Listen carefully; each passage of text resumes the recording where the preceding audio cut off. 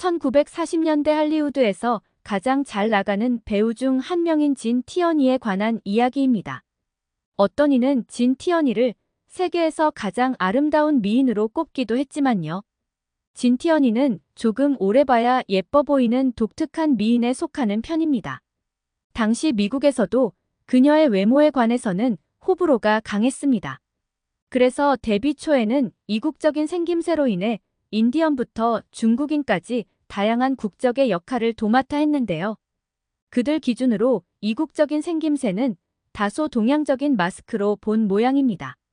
그리고 서양인은 높은 광대를 좋아한다고는 하는데요. 진 티어니의 광대는 높기만 한 것이 아닌 동양인처럼 다소 넙대대한 편이라서 조금 특이하게 본 것 같습니다. 그러나 청록색의 눈동자와 갈색 머리 그리고 그녀의 독특한 얼굴형으로 인해 볼수록 그녀에게 빠져드는 사람이 많았다고 합니다. 진 티어니는 1920년 11월 19일 뉴욕 브루클린에서 일남 이녀 중 둘째로 태어났습니다. 그녀의 아버지는 아일랜드 혈통의 보험 중개인이었고 엄마는 중학교 체육 선생이었습니다. 진 티어니는 코네티컷주 웨스트포트에서 자라 최고의 사립학교를 다녔고 어릴 적부터 예술에 관심이 많았습니다. 특히 시를 쓰는 것을 좋아하였는데요. 그녀의 부모는 아이가 지적인 여성으로 자라길 원했고 교육에 남다른 힘을 쓰게 됩니다.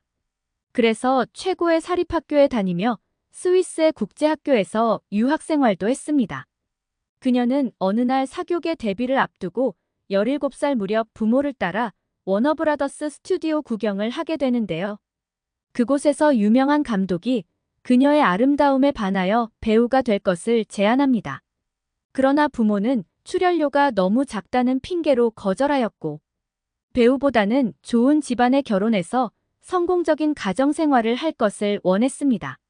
진 티어니는 학교를 졸업하고 1938년에 사교계에 진출하였고 많은 남자들이 그녀에게 구혼하였지만 그녀는 배우가 되길 원했습니다. 한마디로 바람이 잔뜩 들어간 것이지요. 그래서 아버지의 허락을 구하는 조건으로 아버지는 영화보다 연극을 먼저 하길 원해서 브로드웨이에서 연극 배우로 먼저 활동하였습니다.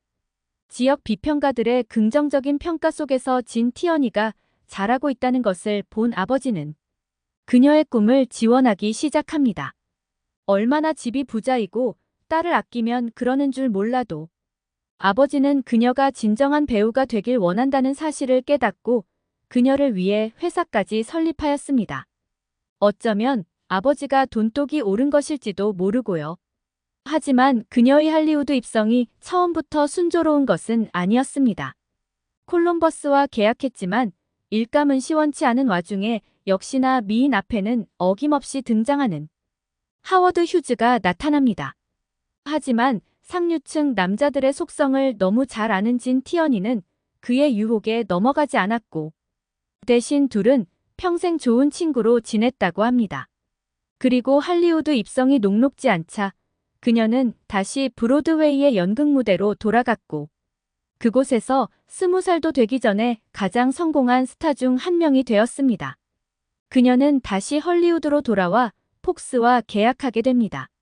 작은 배역을 시작으로 1941년에야 그녀의 매력을 세상에 점점 더 알리게 되었고 의상 디자이너인 올레 카시니와 만나 사랑에 빠지게 됩니다.